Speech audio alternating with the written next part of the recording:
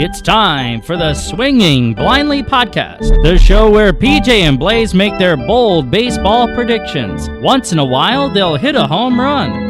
Most of the time, they'll probably swing and miss. Strike three, you're out. Sometimes they'll hit a grounder or fly ball somewhere. Here's your host, the man with the plan who roots for a team with a late legend named Stan. It's not unusual for him to be leading off, PJ Geary.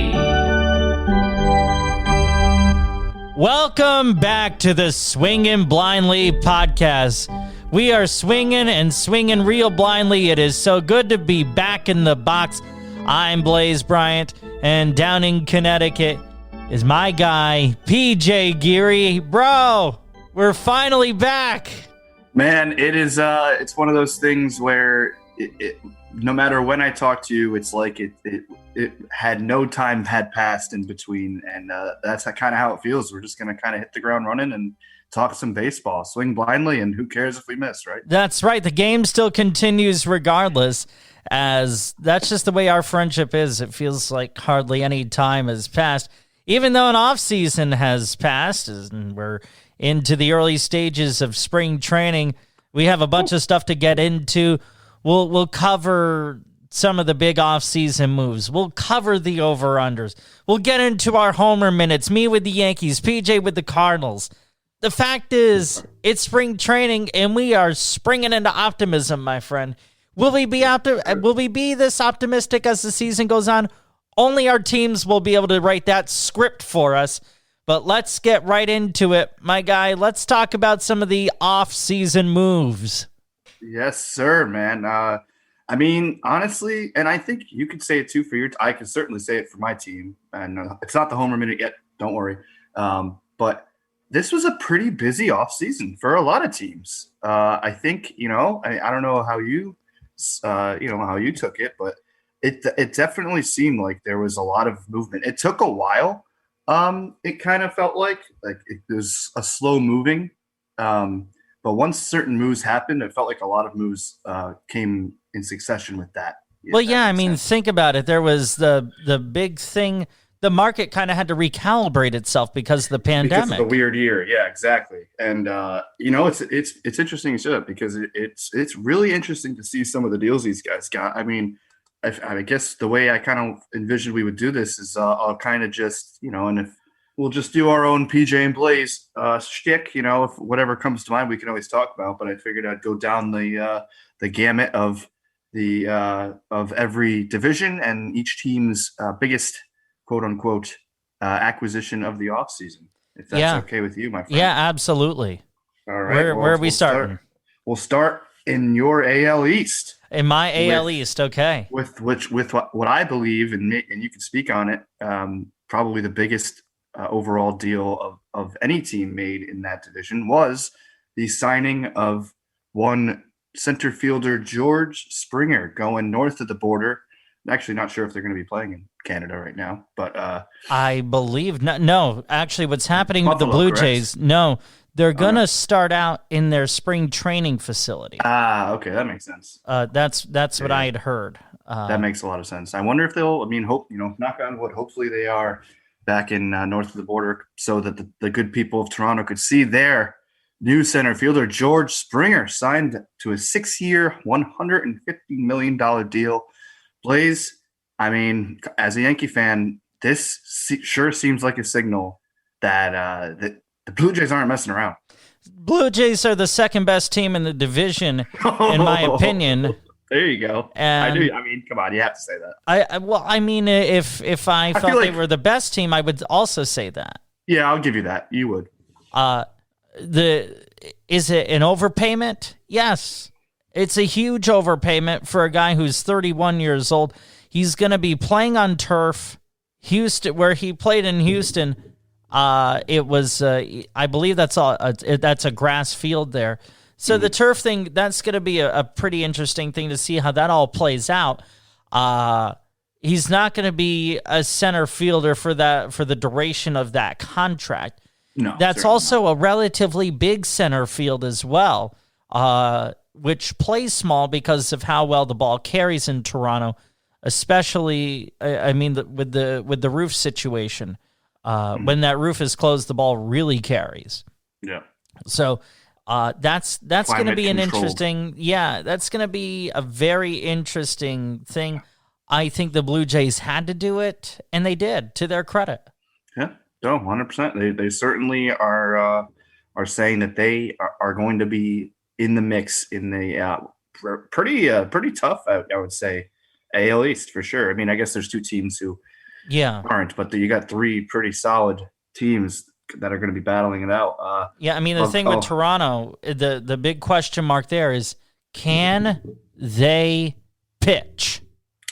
That's exactly, because as we've seen, there are two teams in the division who made significant, or I guess you take it or leave it if you want to use the word significant, but moves, to say the least, to bolster said rotations. And we'll go to one, Tampa.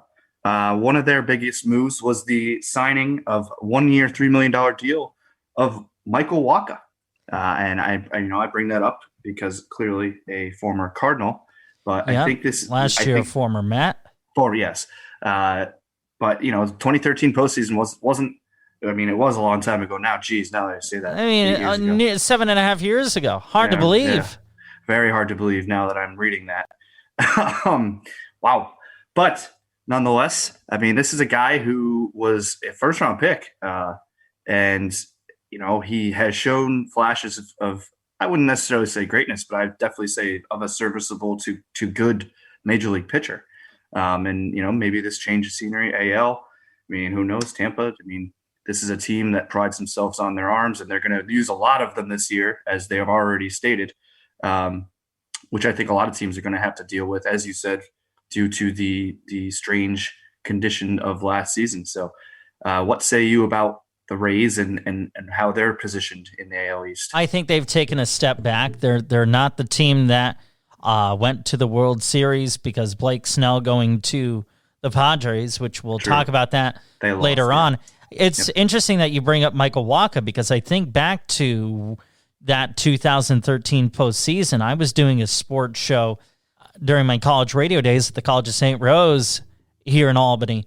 And I actually used the reference Waka Flocka Flame. I remember that vividly.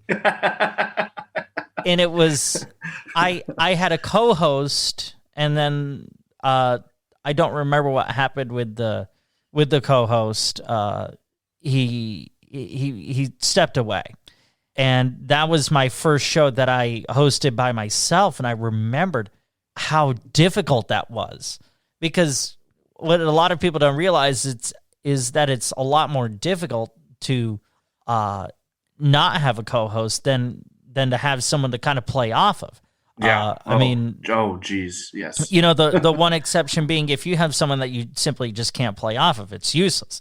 But the thing with Michael Wacha, 1 year, $3 million, it's a low risk, fairly high reward for Tampa Bay.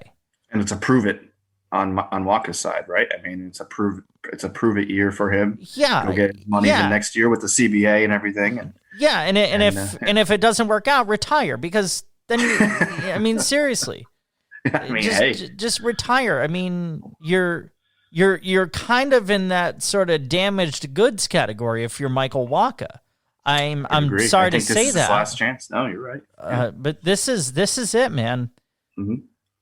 No, definitely. And like you said, maybe a step back from the Rays there. I guess we'll tackle your team last, because you might have differing opinion on their biggest. Well, I think it's always good to save the best for last anyhow, but that's there beside you go. the point. Jeez. I mean, again, not the Homer Minute. Stay tuned. I guess we'll go to the Orioles, who added a veteran Freddie Galvis on a 1 year, $1.5 million deal. I say veteran because I say veteran, my friend, because it's once a heralded prospect, still a younger guy, is the oldest guy in this lineup by 3 years. Yeah, because everyone else is like 12. We got a bunch of sixth graders running around out there. And, They're going to Williamsport in August. Let's let's Taiwan might beat them. let's okay.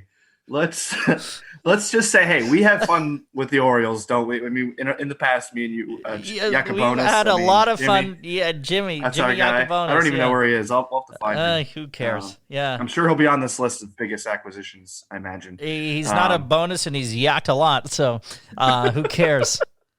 Well, I guess we can move on. Shout out the Orioles. Have to, you know. Well, before we that's do, our team. They are one of two teams. They are one of two teams, I believe, that has a 0% chance of making the postseason. Oh, yes. Yes, I saw that. Now that gets the Swinging Blindly Podcast Award.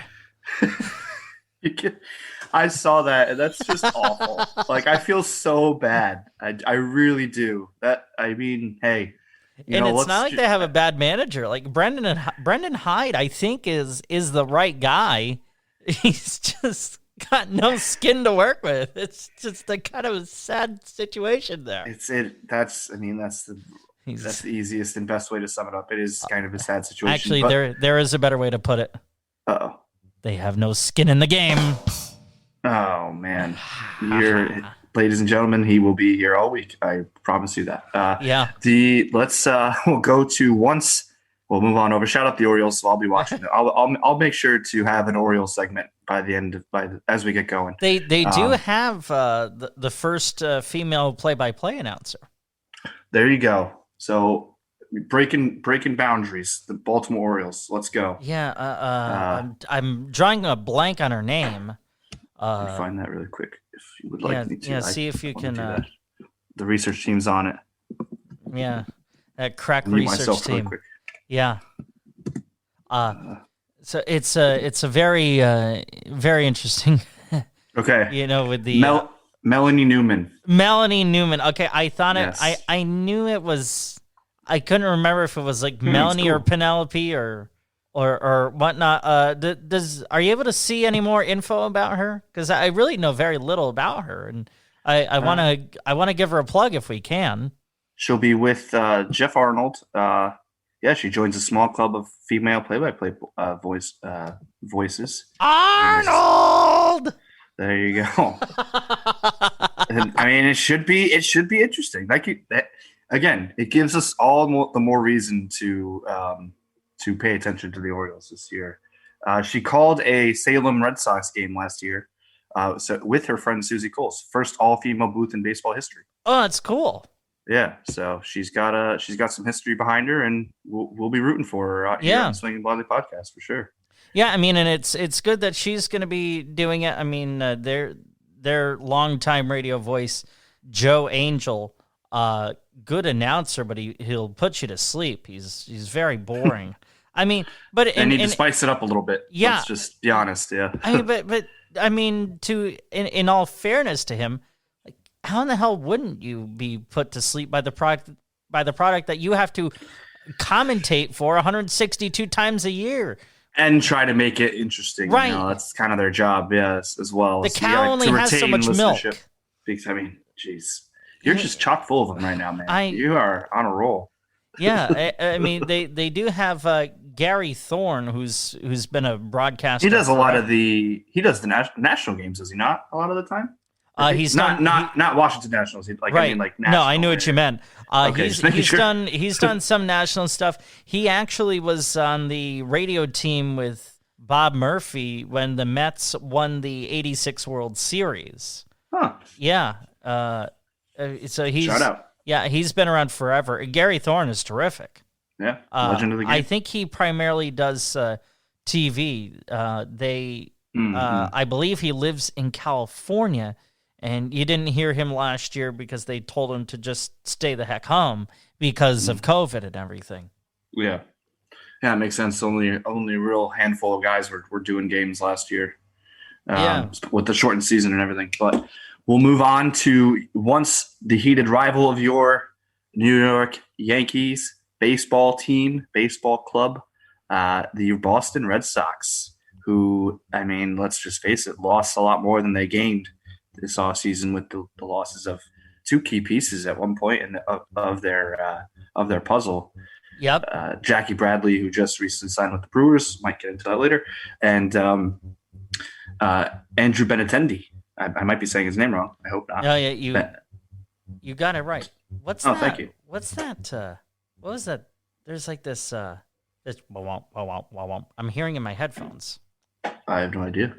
My heaters are not constantly, but every now and then do a quick little like pop. But that's about it. Okay. I don't know what that was. Okay. No, I don't hear it now. I don't know. Maybe I was somehow emitting some kind of low frequency noises. You scientific deeb. I mean, that's what I'm here for. But what else am I here for, Blaise? Well, you provide the direction that this show needs. Thank you. But Jackie. The Red Sox. They added Garrett Richards, 1 year, $10 million, similar deal to Michael Big Wacha. freaking deal. If he doesn't pan out, retire too. Blaise is single-handedly starting the retirement tours for multiple players this season. Well, I'm just saying that it's a prove it or suck it deal. So yeah. And he got the bag. Yeah, he certainly got paid. Yeah, I mean, what an overpayment that was. My goodness. Yeah, I mean, and if he sucks, he ought to return the money. That's how egregious of an overpayment that is. But yeah, I don't see the Red Sox doing a lot. Maybe they'll be a 500 team. I doubt it.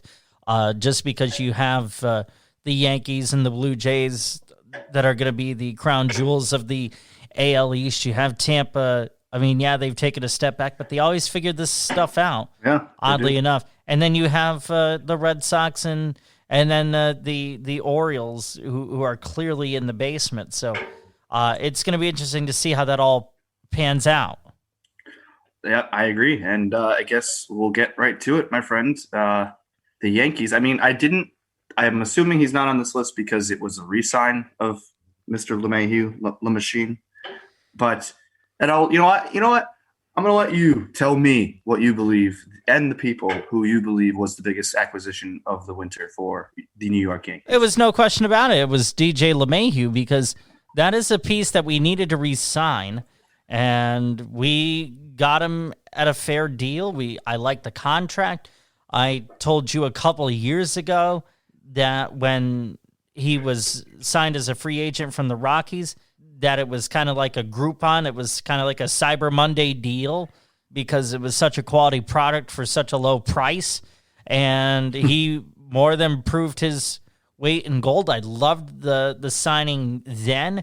I love the re-signing now because it's something that we needed to do because he's one of those old school players.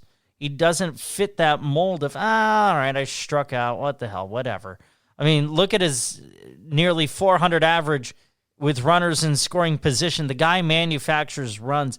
The guy can play 3 different positions on the infield, all of them well. So It's something that we needed to do. And in terms of the Yankees, some of the pitching moves that they made with Jamison Tyone, Kluber. Kluber. I mean, to me, those are not low risk moves. Those are high risk moves. Yeah, I mean, Kluber's the 1 million more than Richards at the 11. So yeah, I mean, but here's the thing: Corey Kluber has at least done things. Garrett Richards has not. No, yeah. Garrett Richards has done nearly nothing as a player. Corey Kluber's won 2 Cy Youngs. Exactly. Can he stay healthy? Recently. Yeah, the thing is, can he stay healthy? And if he can, I see no issue with him being able to pitch a good season. But if he can't, then that's an entirely different story. Jamison Tyone, the same deal. And why the hell did we sign Jay freaking Bruce? Other than the fact that it potentially could be a left-handed bat off the bench, that's all he's good for because he can't catch it damn cold. Oh, come on, you have to do it. I had to do what? Come on. I mean, that was a funny joke. Oh. What happens after funny jokes? Oh. Oh, man. We're off to a hot start here. Yeah, man. I think, and we'll be talking a little bit more Yankees. because they are just a little tease. They are one of my many winners of the offseason. I think you could put them in that category. Sure. So let's, we'll not necessarily breeze through them, but we'll kind of, other than the NL Central, we'll kind of get to through these other divisions at a little bit more rapid of a pace. We'll get to the AL Central. We'll breeze through the rest of the AL, get into the NL. Yeah, sure. Let's do it. We got the Cleveland Indians.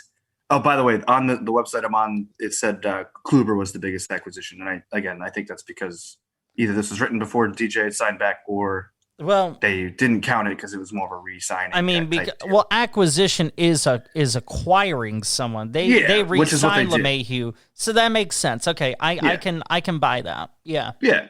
But I agree with you at the same time. LeMahieu was the one. That's the one guy they needed. Oh to make sure they got back. Yeah, no question. So Indians will say one of two Rosarios that Cleveland brought in this year. In one of them, Ahmed, coming from the trade.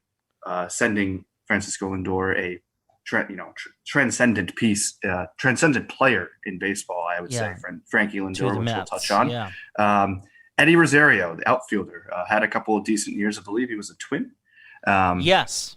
Yeah. So again, we're seeing a lot of this. We're seeing a lot of this year because of how weird last year was. 1 year, $8 million deal. Kind of a low risk, high reward potentially deal. And they kind of needed to do this because that fan base can't be too happy after the Lindor trade. No. How could you be? Especially not so much because you traded Frankie Lindor. He likely was going to be leaving there anyhow. Yeah. But what they got back, I mean, the Mets robbed the Indians, or I should put it this way: the Indians let themselves get robbed by the Mets. There's two deals like this. This offseason, and I think you could probably assume what the other one is, but we'll get to that one. Yeah. I agree. But this is once, I guess you could say, this is a team that was in the World Series, that they were competitive for years in a row in the AL, and now I don't know. I think the AL Central has turned in a different direction. We'll get through it with the Royals, who actually they were quietly busy this offseason. I think they added Benintendi. And they also add this man, Mr. Carlos Santana, 2 years, $17.5 million, a very consistent player on the offensive side, of course. I forgot about that, but yeah. Yeah. So, again, and you say that, a lot of people were really surprised, I think, by him electing to go to the crosstown rivals of my St. Louis Cardinals. But yeah, he's an on-base monster, and we'll see. I think that's pretty solid numbers, pretty solid contract, and we'll have to pay attention to the Royals there in the Central. Yeah, I mean, do those two moves make them a 500 team? Maybe. Yeah, they're still a long way from contention, especially because of the yes. There are two top. I mean, I think there's one clear-cut favorite in the Central. I don't know, man. I don't know. Close. It's close at the top. I'll give you that. I don't know. But we'll move on to a team that I don't believe will be as much in contention, the Detroit Tigers. Robbie Grossman, 2 year, $10 million deal. They'll take any at bat that they can get. And the thing about Grossman, talk about on base, he will, coming into the Tigers, will have the team's best on base percentage last year by a substantial margin. Yeah, because everyone else OBS was about 200. Times are not so well in Motown. They're the other team. Thank you. They're the other team that has a 0% shot at making the postseason. Oh, they did. I didn't see that part. It was them, and I believe, it was the Orioles, and I believe the Tigers was the other one. I thought there were two teams. Surprised. I would not be surprised because it's not 2021 will not be Tigers' year. And I would put money on that. I would put more money than my $5 on that. I would put a paycheck on that. Exactly. But yeah, so we'll get to the creme de la creme of the AL Central here. It is the Minnesota Twins adding Andrelton and Andrelton Simmons. I know, I always say that right. For some reason I stumbled there. Andrelton Simmons, 1 year, $10.5 million. Like I said, we're seeing a lot of those. We're seeing a lot of those short-term deals. Well, it's the market recalibration because of the pandemic. That's an interesting move. One that kind of you could make the case that's. You could also say Nelson Cruz going back was one of their biggest. Yeah, I mean, Nelson Cruz is 41 years old, though, too. That's a good point. It's a very good point. 162 game season versus, or 154, whatever it's going to be, versus a 60 game season. One of the guys who's really shown how the DH can extend careers for sure. Well, yeah. And you can still be productive at least. He has been. 40 home runs almost every year. I don't know if he didn't get it last year, obviously, but you can kind of know what you're getting there. And same with Simmons. You get arguably one of, if not the game's best defensive shortstop. He's up there on that list for sure. Yeah. But it'll come down to, can he provide anything with his bat? The defense is certainly something you need up the middle. It's one of the game's most important positions. I think we can agree. And catcher, shortstop, center field. Those exactly. to me are the three most. And I would even say catcher, shortstop, center field. I think hot corner. And I don't undervalue a first baseman. No, I don't. No, I know 100%. And we'll talk about the hot corner coming up soon. Don't you worry. Back to that Carlos Santana with the Royals. He's he's an adequate first baseman. Yeah, exactly. Yeah, you could have him. He can switch between DH and first base depending on the matchups. He could really can catch if need be. And he's not, like you said, he's not necessarily a defensive liability. So he's not Jason Giambi over there. 100%. He's not a Mo Vaughn or Big Papi. Guys who couldn't catch a cold. Although Ortiz did make that really impressive play in the 04 ALCS, I'm sorry, it was during the World Series. Oh yeah. When he was was it 04? When he was over at first base. I blocked that out of my head. I understand why you would, and I'm not saying this to rub it in, but when he made that throw across to third from first. Yeah. I think he got rolling. I think I remember exactly. Yeah, what I think you're right. Yep. So yeah, but if that's his calling card, at least Jeter has like 5 of those plays. The flip play. Yeah. And I don't think Jeter's a very good shortstop, but at least he has those plays more than freaking Big Papi. I hate that guy. I hate the Red Sox. I was telling Brett, really quick side note. I was telling my good buddy Brett the other day, there's 2 teams, you're honestly, in all of sports that I hate. It's the Red Sox and the Cubs. Only 2 teams in all of sports. So, yeah. Anyway. I have more than that. The Red Sox, the Cowboys, the Eagles, the Patriots.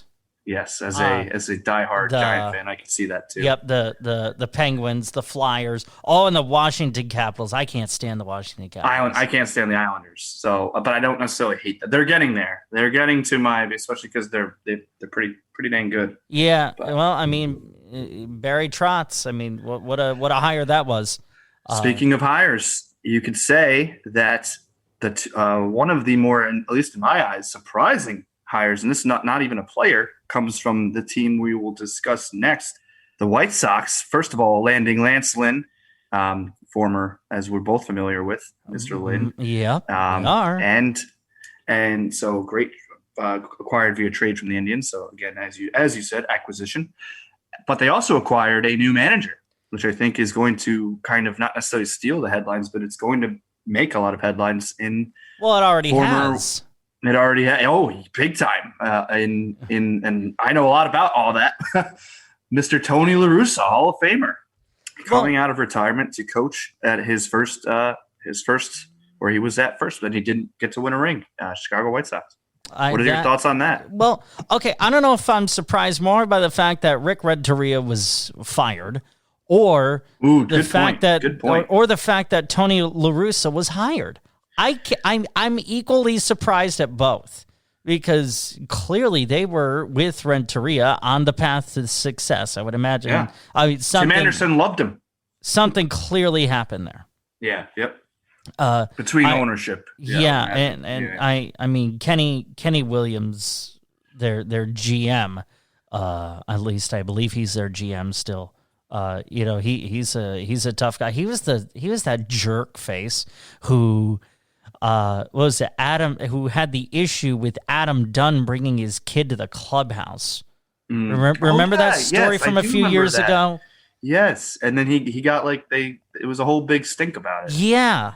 Yeah. Big effing deal. What a jerk. Yeah, exactly. What a jerk. BFD. Like I'm sorry, that is jerk face status. 1,000%.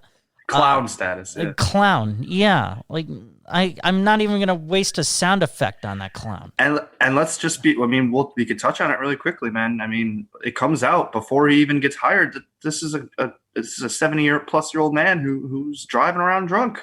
Yeah. And I say this as a Cardinal fan who won 2 rings for my favorite team. Yeah. It's just I mean it's not the first time, and it doesn't seem like it will be the last. Definitely an eye raiser on all fronts there. But yeah. I mean, this is a tried to play the Hall of Fame card with the cop. Yeah. Oh God. Oh my gosh. What a move, man. What a move. You would think that he also had like his World Series rings. It's like, yeah, you see this? Like, see this? This is Oakland. This is my 2 St. Louis. This is did you see the Hall of Fame ring too? Whiskey and rings, man. what a look. Man, it's hard when you don't know somebody personally, but I mean, it gives off some real jerk face vibes. Tony La Russa does, and the man's 73 years old or whatever he is. So I don't know. I mean, this is a young, talented team now having to gel with their older. I was reading recently that Tim Anderson had a nice meeting with Tony recently and is on board. So I mean, your vocal leader of the team and Tim Anderson, some would probably say, and I guess it's good that he's gelling with his new manager, but I think that's a situation that's going to be monitored closely by the entire baseball world. It absolutely is, yeah. And us. So, yeah. Moving on to the AL West, my friend, we have the Los Angeles Angels of Anaheim. I don't know if they're still called that, but a team who does seem like we've talked about it some might say ad nauseum, but I will never get sick of talking about the game's best, Mike Trout, right. Who has never really had any. I don't believe he's ever won a postseason series, and that is criminal. I mean, I could pull some of the Angels rants I've had him play them. You can't. You should. I'd have to find it because it's a shame. It is. It absolutely is. I mean, what a freaking disgrace! And they again did nothing. Yep, Quintana. The only acquisition I would say would be Jose Quintana, adding the left-handers. A nice little addition, 1 year, $8 million. But I mean, you can't blame Angels fans for being a little peeved at not doing much more. Do you think Albert Pujols is retiring at the end of this year? Yeah, I do. I've said this. My dream was and still kind of is that maybe he gets traded over. That I don't know what he would do in the NL, but I mean that's a huge contract to eat. I mean, what he should do, what I think would be a really cool thing if he did it, is sign a 1-day contract with the Cardinals. Oh, I think that will 100% happen. Should happen. He's going to play out this year as much as he can. Yeah. And I mean, his wife had an Instagram post that she basically said she since has edited it to it's his last. She said his last year, and then in parentheses of his current contract. But before it had said it's his last year. So, I mean, the man has done it all in this league. There's actually something that came out, and I personally don't care if it's true or not, that because the Dominican Republic has had a lot of these instances of there's the likely, I guess not necessarily likelihood, but the thought is that Pujols is a little older than it actually says he is. He might be like 43, 44, which would actually make his career even more incredible, I think, in some ways. But we never got Julio Franco's true age. Yeah, exactly. And then there's a couple that have come out recently. Yeah, and Bartolo Colon came out recently. Yeah. He was 2 years older than he was letting on. Yep. So whatever at that point. But I mean, legend. Big Bart. Big Bart Cologne. Yeah, so we'll see. I mean, it is a shame for Mike Trout because Pujols has already got his 2, so he'll ride off into the sunset. Yeah, I believe as you said, as a Cardinal, as it should be. But moving on through the AL West, we'll definitely have some Pujols talk throughout the year. yeah. If it is, Angels are the third best team in that division. I mean, yeah, and it's a sneaky good division, I think, and maybe not even sneaky anymore. Nah, it's just damn good. Yes, I mean, you got the Athletics, who I guess they made a couple of smaller moves here and there, and one of their bigger ones was actually a trade. Longtime Ranger Elvis Andrus coming on over to play some shortstop for the and they got rid A's. of Chris Davis. Wow, which the swinging blindly award went to Chris Davis. That's precisely it, and I think they're adding a guy who can actually get on base, hit for pretty good average, can play defense. That left side of that infield with Matt Chapman. Oh man, one of the best. Matt Chapman and Elvis Andrus. Holy crap, man. Yep. And just a fun fact for Andrews going over there, his numbers are noticeably worse career against the Oakland A's, hitting 246, 295, slashing 246, 295, 347 against Oakland compared to his career of 274, 330, and 372. So, I would that imagine ballpark will take 10 points off your batting average if that's your home park. And I imagine at this point he'd rather hit the Rangers pitching than the A's. So, yeah, man. Moving forward, I could hit the Rangers pitching.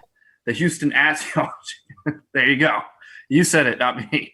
The Houston Astros. Astros. Sorry, I didn't mean to a tick.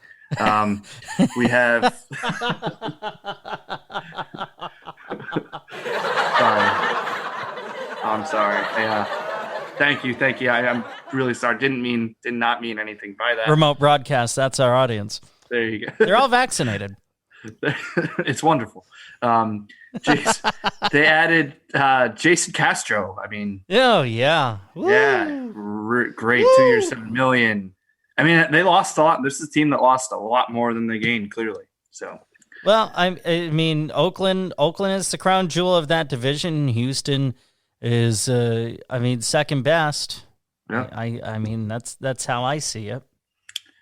It's something that they were able to turn it on last year to the chagrin of many, but I guess you could say we'll have to just wait and see and see how what they're.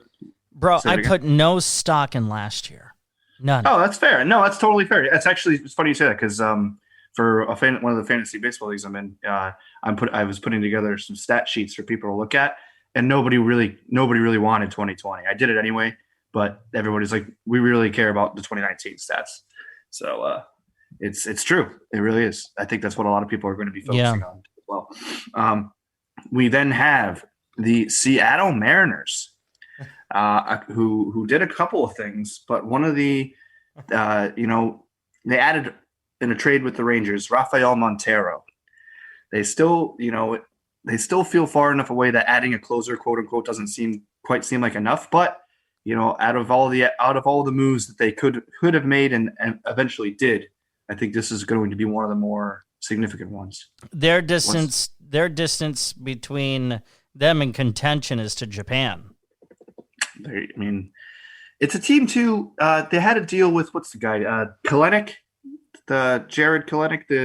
Who they got from the Mets. Yeah, in the Edwin Diaz and Robbie Cano trade. Yeah, and there was this whole. I was reading about it the other day. Like because he's not very happy with the front office because they were manipulating his time, salary service, time, or service time. Yeah. Like a Chris Bryant. We've seen it with a lot of guys. Vladimir Guerrero Jr. most recently. Yep. So it's a team that looked like it was on the up and up that might be kind of dipping a little bit. I don't know if you would agree with me on there, but we'll have to see. If anything, they remain stagnant in a way. Yeah, because you can't really dip lower than they have. They also got James Paxton. True. They did reunite him with Lefty J. Yeah. Right. Taiwan Walker went to the Mets. Yep. And then of course you have that. Did you see that story with their CEO who spoke to that Rotary Club and basically, Seattle you're talking about. Yeah, in Seattle, and gave an absolutely anti-Rotarian speech. Because Rotary is all about service, over self and doing all these great projects and all these Rotary great clubs, things yeah. for the world. Yeah, my boss is a tried and true Rotarian.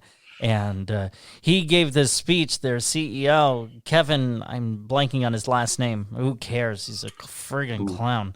About how, teams shouldn't be paying translators and players have to learn better English and, all these guys that got to stop complaining and Yeah, it really upset a lot of guys. Well, rightly so. Yeah. And he was forced to resign the next day. Yep, it's not winning culture, Blaise. No, that's not. And Sleepless in Seattle was certainly a well-phrased way to put it. That's for sure. There you go. That's Meg Ryan, right? I believe so. She's from Bethel. She's from my hometown. Yes. Oh, really? Really? Yeah. I didn't know that. Yeah. Wow. There you go. So, fun fact on Swinging Blindly with PJ and Blaise. As we finish with the Texas Rangers, who added David Dahl. How about that? What a doll! Let's go. Let's go. I think so. We'll get to another Rocky leaving cores, but I think this is another one to watch. His numbers, and again, I love Arenado, so I'm obviously on that side. But I think his talent is one that can transcend cores. I think Dahl will have to see how it goes. A new ballpark in Texas, see how it plays to everybody, and yeah. I mean, I guess not much else we can really say there. So I mean, just whatever you do, if you're playing the Rangers, don't swing 3-0 and hit a grand slam. Chris Woodward will be all ticked off at you. Oh, was that this past year? Or was that 2019? No, it was 20. Yeah, with Tatis. And he got mad. Yeah. What a clown. Speaking of clowns. Seriously. Yeah, but it's baseball. Let's have fun. He is a co-recipient of the Swinging Blindly Clown Don't throw it right down the middle to one of the best hitters in the game. Right. I mean, you don't get paid to stand out there with a bat on your shoulder, for Christmas sakes. I mean, 4 runs are 4 runs, man. Yeah. Chris, would you agree that Chris Woodward is right up there with as a co-recipient of the Swinging Blindly Clown Award? I think we're going to have to send these actual awards to these guys, but yes. We totally should. 1,000% should put this together. Just make it like just like a piece of wood. Congrats. Spelled wrong. Yeah, with the bow, with a portrait of Bozo. Yeah, just a clown. Congratulations, you have received the Swinging Blindly Podcast Clown Award. It's just we'll just send them a brick. It'll just be a brick with a clown on it. Yeah, with Bozo etched in the brick. Yeah, there you go. We'll have a couple of those to give out as we move through to the NL, my friends, where my team sits. But we'll start in the NL East. Speaking, I did actually want to say, since you brought up Tatis, in one of my fantasy leagues this year, two of my keepers, Tatis and Ronald Acuna. I think they're 2 of the 5 best players in the league right now. Thank you, my friend, because not all of my buddies agree, but I said they could shove it. So we'll have. I would put one. So I mean, obviously Trout is 1. Yeah, which is fine. You have to put Juan Soto has to be in that conversation. I think. And then would you put like a DeGrom number 5, or would you still? Because I think you can. I need Tatis and Acuna up there. No, I rank pitchers offense, separately because that's fair. They play in a fifth of the games. Right? They affect the game in a different way. Exactly. Right. And I think you can argue Nolan. I mean, he had an off year in 2020, but Nolan Arenado might be sniffing that top 5, top 10 area. I right now I would put obviously Trout is 1. I mean, in no particular order here: Acuna, Soto, Tatis, and it's tough. It is. I wish I had Yelich, maybe. Yeah, Yeah, especially if you're just counting 2020. I think going into 2019. No, I'm not counting 20. I'm not counting yeah, exactly. 20. Exactly. Yeah. You could say Yelich. I would accept that. Yeah. That's a solid top 5. Yeah, I but mean, but I think Arenado is regardless, 6. Yeah. I think regardless though, you're right. Tatis and Acuna are up there. Soto, and you know what? Acuna in his own right, as well as the Padres, which we'll get to, is a part of a team that, they did what they did last year. They were sniffing. They were sniffing for sure. And they bring back Marcel Dioso. Yeah. Which, I mean, the dude was 13. Please. The dude was 13 average points from the Triple Crown last year. I know we're not counting 2020, but the man went off and showed that he is a talented and I loved him in St. Louis and I miss him. So shout out to Ozuna. Yeah, but absolutely. Their big acquisition was on the pitching side. Charlie Morton, how about that? Charlie Morton, how about that? There you go. Thank you. Drafted by the Braves in 2002, which is insane to think that he's been in the league that long. That's a long time. And for a lot of that time, I mean, he's the definition of a late bloomer. He took a long time to develop. Especially now. Yeah, especially now. And he might be at his best now. He is. He's arguably at the best he's ever been. And here he is, finds himself back with the team that's where it started. And I think it's a great fit. And I think that team is going to be tough to just like on the AL side. I think the AL East, you can make the argument, and the NL East could be two of the top divisions in baseball. So yeah, I mean, the one concern you do have to have with Charlie Morton is the shoulder. Yep. Is that going to hold up? Because it was an issue last year. Yeah. Look, a lot of these deals, a lot of them are cut and dry, complete wins, and some of them come with the question marks as we've spelled out for you. So we'll get to the Miami Marlins. I don't mean to be mean. They're kind of the Orioles, no offense, of the NL for me. I don't compare that at all. No. That's okay. That's fair. But let me explain to you why I say that. I was watching and I know it's spring training, but I was watching, and Starling Marte wasn't playing against the Cardinals in this game, but I looked at their team, and first of all, A, I have no idea who any of these guys are. And B, upon further research, they only have one, maybe two fantasy relevant people. And I know I'm comparing lots of fantasy, but I have no idea who a lot of their guys are. And I get that they're younger. I mean, Ross Detwilder's there. Their pitching seems to be younger and on the up, including their addition of Anthony Bass, 2 years, $5 million. Caleb Smith, a former Yankee. Adam Clymer, Paul Campbell. Yeah. Don't get me wrong. It's just Sandy I looked at their team. Alcantara, however the heck you say his name. Former Cardinal. Yeah. I'm okay. I guess they're not a 0% chance to make the playoffs. No. I mean, we will get to the team that is, in my opinion, the Orioles of the National League. I know. I know exactly who you're going to say. Right. But we'll get there, as you said. Right. But yeah, I mean, I really only said that because I looked at their team. I'm like, I have no idea. I have not a single iota of a clue who any of these guys are. So maybe that's just because we're old. I don't know. I guess we'll go. I mean, we won't sugarcoat it. We'll get to argue one of the biggest acquisitions of the entire offseason. We touched on it briefly. It is Frankie Lindor to your crosstown rival New York Mets. You might have missed this, but guys, Francisco Lindor's a Met. It happened. So Met fans, it's true. I've seen him hit in spring training. He actually is a New York Met. They actually have Steve Cohen as their owner. That was the biggest acquisition. There you go. You're not wrong. I mean, the man has a lot of the green paper, as some say. Blaise, and I think it's one of those things, and plenty of plastic. Before I know we're getting there up on time, and we still got time to get to what we need to get to. But you're a Yankee fan. I have a bunch of Yankee fan friends, obviously. Yeah. What is your level of not necessarily concern, because it's different? It's a different league. It's a different AL. I know. Mm-hmm. But as like a New York guy, New York Yankee guy, yeah. I mean, what is your take on where do the Mets stand now as, the quote unquote, are they challenging possibly the heralded New York team?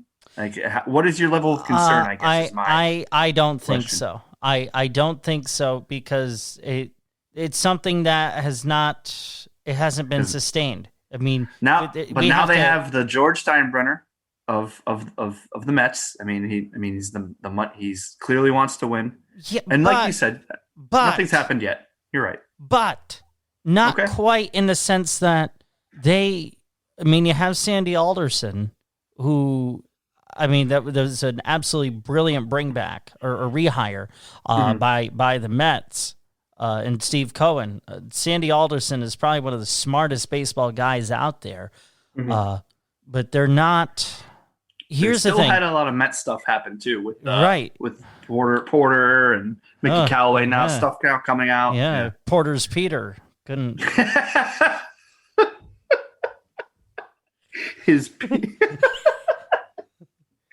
Oh no! I don't know why I did that.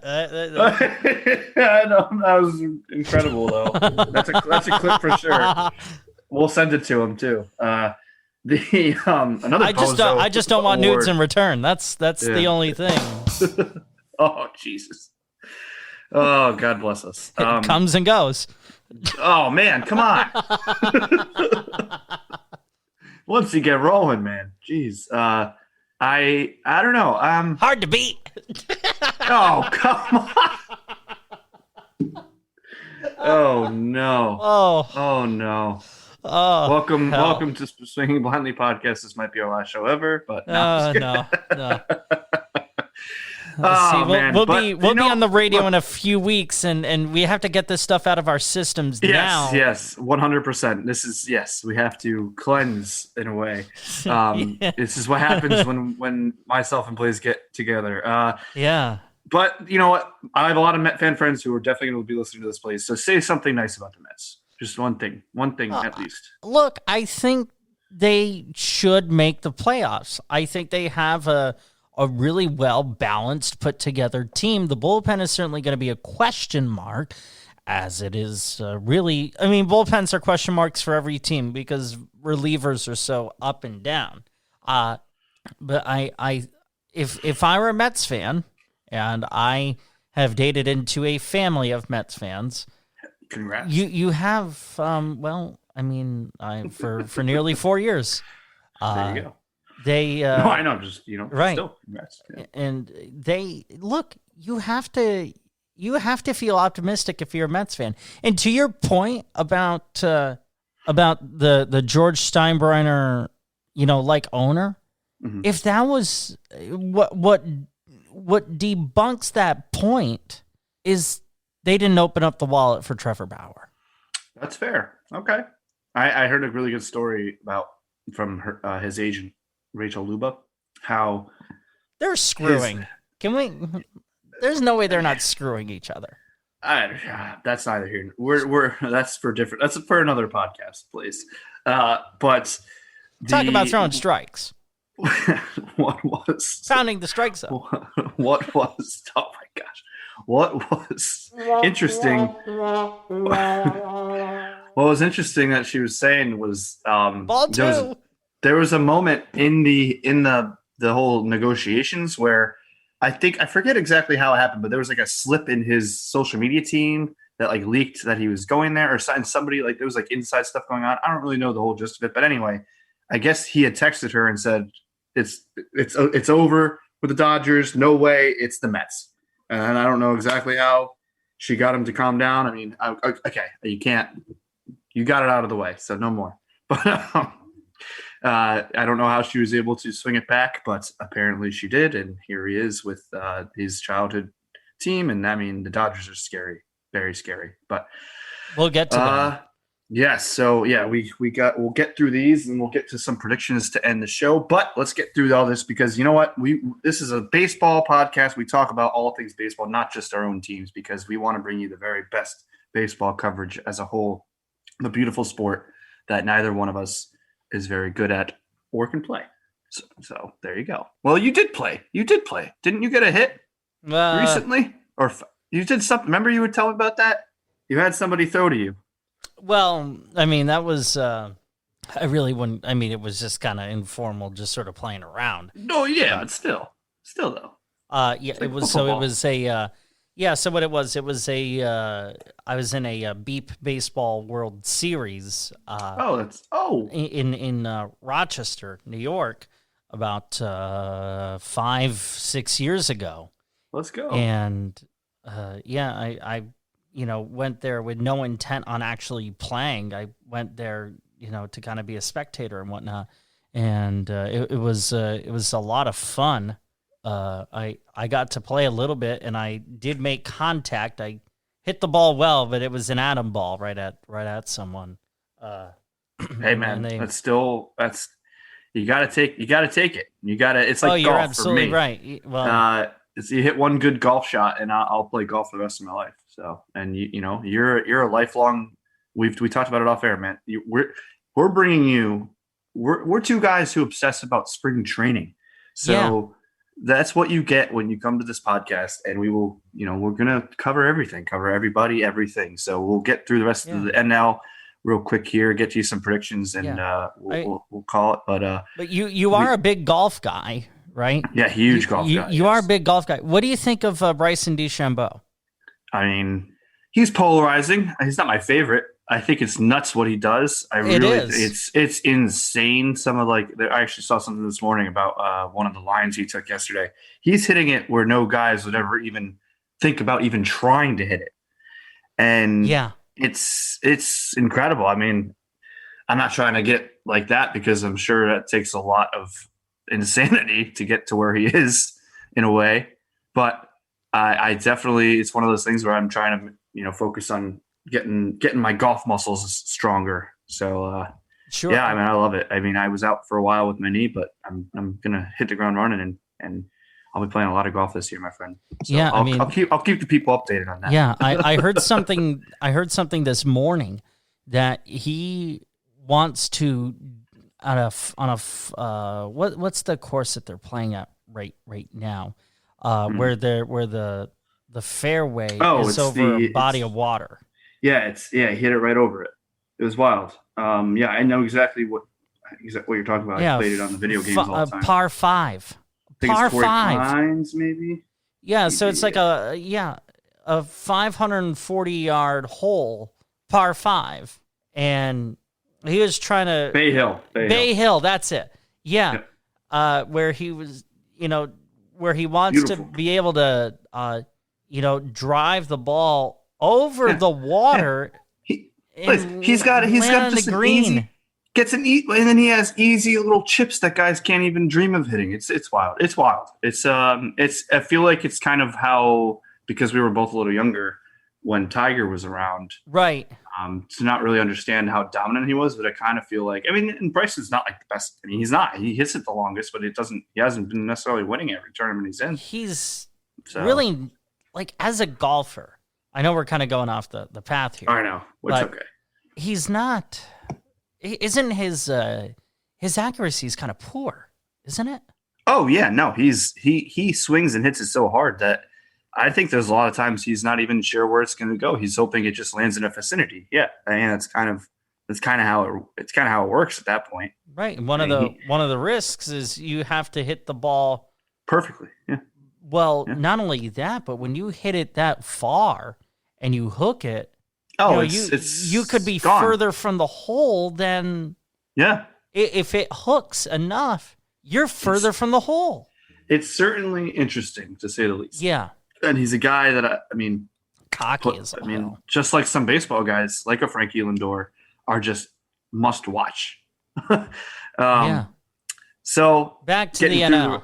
Yes, I mean, hey, we're guys who know a lot about. We know a little about a lot of things. Exactly. The Washington Nationals a lot about little things, or a lot about very little things. The Washington Nationals added Josh Bell from the team. I'm pretty sure you're going to say is also 0% chance to make playoffs. The Pittsburgh Pirates. Lots of veterans coming to Washington, and Josh Bell was one of them. That was a good trade. Yeah, that was a good trade by the Nats. Josh, he's been a really solid player as somebody who's seen a lot of him, and but he gets no press because of where the flip he has played. Good job. Great job. Thank you very much. You're welcome. Yeah, so I look forward to. I was watching him play against the Cardinals the other day, and I'm like, oh, Josh Bell's the National. Good for him. So Yeah. But we'll move on to finish off with the Phillies acquiring Archie Bradley. Obviously the biggest addition was Who's making that? sure that they did not lose JT Realmuto, but Archie Bradley, former Diamondback, pretty solid, serviceable. Yeah, there you go. I thought we were going to say Manning for a second. As you could say, the re-signing of Realmuto is probably the biggest move that they made. Oh, no question about it. I mean, yeah. And they made some bullpen additions as well, which they needed to do. I mean, because that thing was horrific. Who's their, off the top of your head, do you know who their manager? Well, you can give me that too if you want. Joe Girardi. Yeah, Girardi, former. Yeah. But their closer. Wasn't it like Nearest, like Hector Nearest recently, or? Yeah, well, he was near as I don't know if bad he's as I don't think he's we've ever seen him.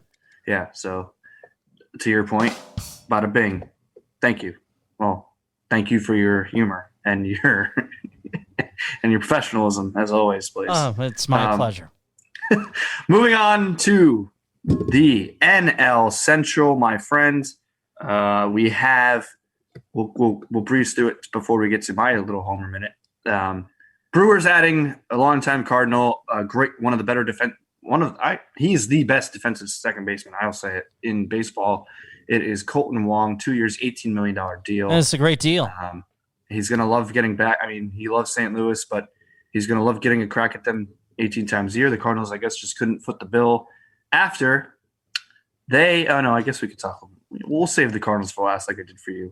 Great deal for the Brewers. We talked about it. They added Jackie Bradley Jr. The other day as well. So shoring up that defense for sure. Yeah, I mean, they've got Yelich and Bradley. That outfield is great, and that middle infield, if you can add a guy like Colton Wong, will always be no question about it. Better than serviceable. So we'll move on to the Chicago Cubs, who lost a lot as well. I mean, didn't end up getting rid of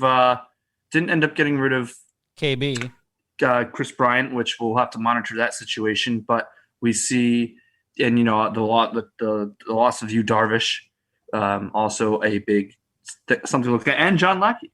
So we lost to the National. John Lester. Thank you. It's like, wait. I know. I haven't seen John Lester. John Lackey's former been Cardinal, lacking in appearances for a while because he's been retired. One is JON, one's JOHN. So we have the Cubs adding though Jock Peterson. So we'll have to see. What happens because they've got a lot of. That's an interesting Hayward move out there. That's a crowded outfield. Some could say. So he's going to have to prove himself and hit some dingers in the right field there. With the hopefully he'll get some wind help there in Wrigley. But 1 year, $7 million. I mean, for the only move they made, which has gotten me as a Cardinal fan very, very excited because should. The whole entire NL Central basically took a step back, other than the St. Louis Cardinals, and I guess the Brewers, whatever. The Reds didn't. The Reds did anything or no? The Reds didn't. I don't think the Reds took a step back. Yeah, but they didn't necessarily take any steps forward, right? Because as you mentioned, I mean, one of their main additions. Actually, is no. They did because they lost Bauer, but they were never going to be able to pay him. They were never going to get him anyway. Yeah, so they added not a starter necessarily, but Sean Doolittle from and he's done little. Had a rough year. Yeah, he's had a rough year, and the fact that there was a thing I was reading. There's two things I really want to. I know we're over time, please. Who cares? It's the first one. Let's just do it. Yeah. I know. I meant to say it before. So really fun fact quickly about Jacob deGrom. If he had in his last 61 starts, if he had 4 runs or more in each of those starts, just 4 runs. Just 4 runs. Just 4 runs. Okay. Just 4 runs in 61. His last 61 starts, he would be 58-3. Damn. It's incredible. I just had to bring that up. And then the other thing was the NL Central, the Rockies themselves, with the $50 million they're sending to my St. Louis Cardinals to pay their former star to play that, or not only to play this year, but to also help out with costs later, Yep. is the more money than any NL team other than the Cardinals, NL Central team, has spent this offseason. Wow. Combined. Wow. Nobody did anything because this year for Doolittle, there's this contract for Doolittle, 1 year, $1.5 million. Nobody spent any money. And before That's we a get to my Doolittle Cardinals, deal, my friend. geez, it is. That was a double entendre. Yeah, we can do a lot with Doolittle too. But anyway, Doolittle. Damn it. Is damn okay on the radio? I don't know. Okay, good. We'll figure that out. Yeah. We'll move to the Either way, Pirates. it does little. We're both just stuck on it now. Oh man. Yeah, I was gonna say that deserved both right there. It absolutely did. In that order. Yeah. Touche. We have Pittsburgh Pirates adding Will Crow. Oh, that Will Crow. Well, will you crow about that, my friend?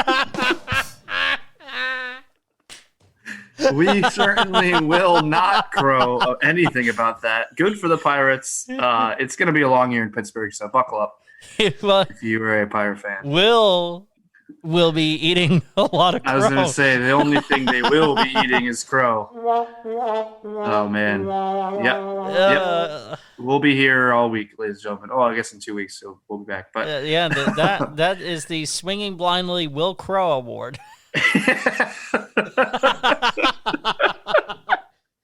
It's just a plastic crow. Let's give him something to crow about. Oh man. Well, I'm glad that we're in good spirits before we tackle Blaise, I don't think this is hyperbole. I think this is the absolute truth. Nolan Arenado being traded to the St. Louis Cardinals was the quintessential move of this offseason. Oh, that's not hyperbole at all. I 1,000% agree with you. I'm glad that you say that, my friend. Talk about highway robbery. Not only did they not trade anything of I was so convinced that Nolan Gorman, Matt Liberatore, there were so many good Cardinal prospects that could have been included in this deal. There was Dexter Fowler was still there at the time, former Yankee. There's so many things that could have been done or be added to this deal, but instead I don't even need in front of me because none of them are going to help out the Rockies this year, other than Gomber. I guess Gomber will. Shout out Austin Gomber. But they not only get all those get him for what seems to be some paper clips and a piece of gum, but they also shout out Aaron Boone. They also get $50 million on top of it. The Cardinals aren't even paying him any money to play this year, Blaise. Yeah. Did you like my gum effect that I did there? Oh, was that? I thought that was you. Like actually making. Was that you, or was that the? That was the me. board? That was me. Oh. It sounded like a sound effect. Shout out Aaron Boone. We hope you're doing well. Yeah, he seems to be doing really well. It's the last reports I heard. I saw today too. Yeah. I heard him say, and I heard the great S1E1 Murdy, the Yankee reporter for WFAN in New York. They were. He was saying that Aaron Boone was saying that this is the best he's felt in months. Good, because we're gonna need to see him in the dugout chewing on some bubblegum real soon, as long as he doesn't run out. But it doesn't seem like he will. So we'll there you go. So I mean, I don't know. I don't really need to get too much into it. The one thing I will say, other than the trade that actually started my Cardinal fandom. And look, I love Goldschmidt. I was really excited when that happened. Holiday was great, great Cardinal. It's rolling. I mean, there have been a couple of big trades the Cardinals have made that have really, panned out, I guess you could say, in my time as a Cardinal fan. But the one trade that made me a Cardinal fan was when Jim Edmonds was brought over, I believe in 2000. And I, at the time, was 8 years old, going on 9, whatever. My brother, family, big Yankee fans. We were playing the video games, and I wasn't able to he would never let me be the Yankees because that was his team. So he'd always I couldn't even be the Yankees Also, he just even if he wanted never, to be. Yeah. yeah. He just didn't want to do Yankees versus Yankees. So he would make me pick different teams. I would always lose. I was a lot younger than him. But the one team that I always was able to do something with, and the one player that I seemed to like gravitate towards was Jim Edmonds, and he was an Angel at the time. When I find out he's traded to the Cardinals, my favorite color was already red, Blaise. The jerseys, the white and the red. I mean, they caught my eye. And I said, you know what? If I'm never going to be able to be the Yankees in the video games, I'm going to start rooting for the Cardinals and Jim Edmonds. And I had never been as excited for a deal. There you go. Since this deal, it floored me. I'm still floored. I can't believe he's a Cardinal. It is unbelievable. That corner tandem of Goldschmidt and Arenado is one of the best I think we've seen in a long time. I think defense, no doubt. I think that infield, even with Colton Wong, would have been considered one of the best ever. But I mean, by the time Arenado's done, he could be considered one of the best defensive third basemen of all. I think he already might be considered one of the best defensive. Definitely. I mean that kind of rivals the. The A's. Yeah. Well, no. I was even thinking back to the Scott Rowland, Ozzie the Wizard. Yeah. Who was the second baseman? Was that Tony Womack? He was there for a while, but then the 06 World Series team infield was Rowland. Well, because Rowland had been there they were 04 obviously 05 he was still there. Well, 06 though was Rowland, Renteria. Yep. It was Eckstein in 06. Remember David Eckstein? Oh yeah, the little engine that did. Yeah, then they had like Ronnie Belliard and Womack was there too. Because Womack former Yankee as well. 09. He was on the 09 Yankees. Right. Well, it might have been 08. It was one of the two. But he was so he went from St. Louis to the Yankees. Yeah. Yep. So there you go. And then obviously Albert Pujols, but it right. Really but I was thinking back to like the late '90s. With Ozzie Smith. Well, Fernando Vina. Yep. Fernando Tatis was also there. Yep. And then I can't think of the first baseman other than McGuire. I mean, I know Tino Martinez was there, but that was early 2000s. I can't think of who was there before McGuire. At first base. I mean, 80s was Keith. Keith was there. Yeah, Keith was there. I mean, and a long history. We root for the teams with arguably the most history and all. But I mean, the two top World Series. Yeah. Did you ever watch? Yeah. Did you ever watch the? Some of those 85 Cardinals games. Oh, like the not the Gas House game, but they had a different name. But like the with Willie McGee and all those guys who just ran Coleman. At will. Yeah. Vince Coleman. Yeah, he got hurt. He got rolled up on in the tarp before it was them in the Royals World Series when the Royals took them down. I forget, that might have been 85. That was 85. Yeah, because Cardinals won it in 82. Right, they were down 3-1. Yep. And the Royals were, correct? Yes, it was the Royals. Yeah. Yep. And then Coleman got rolled up on. He got rolled up on in the tarp, and he was that was his like career year, and that was like that's what changed the whole. Yeah. Oh yeah. I don't like. I haven't. I'm not obsessively studying them, but for sure I like to know. I like to know what happened in years past, especially the championship teams. Yeah, well, go on YouTube sometime. Those 80s teams, Blaise, were very similar to the mid-2000s Cardinals, the 04, 05, 06, with like the 3 MVP caliber guys, and just they played deep. They played Cardinal baseball, small ball defense, pitching. So, 100%. I appreciate you diving into the Homer Minute with me on St. Louis Cardinals, bro. I mean, so. There was, this was because I watched a lot of old games when there were no games, you were telling me over COVID, yeah. You're just a freaking dude. Baseball. I'm just a baseball nut. It's wild. I tell my buddies, I'm like, dude, you gotta listen. That's why I'm hyped. That's why I had you say something nice about the Mets, because the majority of my friends are Met fans. We have a couple Yankees sprinkled in there. I'm obviously the only Cardinal fan, and a couple Red Sox sprinkled in, but Yep, sure. a lot of Met fan friends. So I told him, like, you got to listen. This guy knows his stuff, and not to say that I don't, but I mean, I think we play off each other very well, and as we've gotten through, we're finally at the NL West, my friend.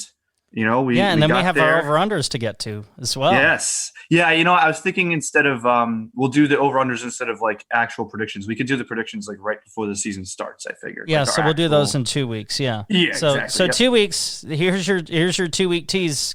There you go. They're full predictions. Full divisions, playoffs, World Series. Exactly. Everything. Yep. So we'll get to that in 2 weeks, but we're at the NL West. We'll start with the Diamondbacks. Well, let's be honest. Go ahead. Let's be honest. Do we need to talk about the other teams except for the Padres and Dodgers? Oh, yeah, exactly. Yeah. So let me just to get, because we said we'd talk about every team, I'll just say them. Okay. We'll gloss over them. I'll do you one better. I'll do you one better. Okay. Say the team name. Diamondbacks.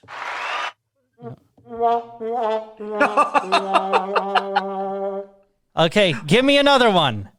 Joaquin Soria. Giants, Tommy La Stella. Okay, give me the last one. Rockies, Austin Gomber.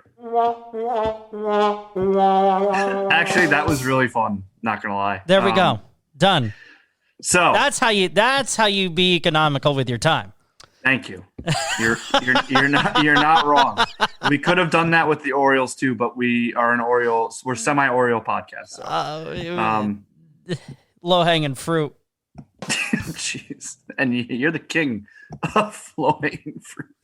The Padres. No, that was Jared Porter. Oh no. Okay. Well, actually, did you see?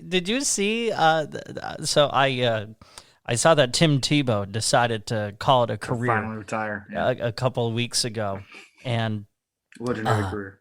Yeah. And so I called. So I called my girlfriend Erin, and she happened to be sitting with her family. They were watching TV. Erin cares as much about sports as I do the game of chess. So, which is zero. So much? Okay. She could care less about sports. Thought you were a chess wizard. Well, in my dreams. Queen's Gambit. Yeah. My next life. So I go, Mets fans' prayers have been answered because Tim Tebow's decided to call it a career. I knew I was on speakerphone, so I kind of pitched it like a headline. And then so her mom is, who's the big Mets fan of the family. Was she a Tebow person? Not really. Okay. And she goes, well, what's he gonna do now? And I go, pray.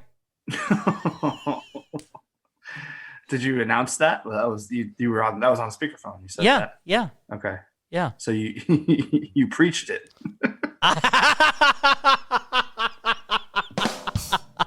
I did. You held a sermon.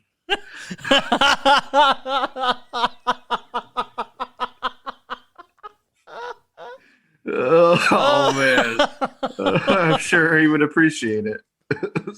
Preach, please. Oh man. Did you ever think in your wildest dreams we'd have this much fun with Jared Porter and Tim Tebow? No, if you had told me, I would laugh my ass off about Jimmy Yacobonis for time on time again. You yacked just like he did, so it's okay. Shout out. Shout out to Yak. Yeah, bonus to none. Oh man. All right. Well, I'm sure he's a good dude. He probably is. At least Tebow? Yeah. Well, no, I'm talking about Yacobonis. Yes, let's continue. Like, let's assume good intent here. I'll find out where he's at. We'll have to send him something. We'll send him a T-shirt whenever we have T-shirts. Yeah. Yeah. Third guy. We could have him on the show. I would talk to him. 100%. Yeah.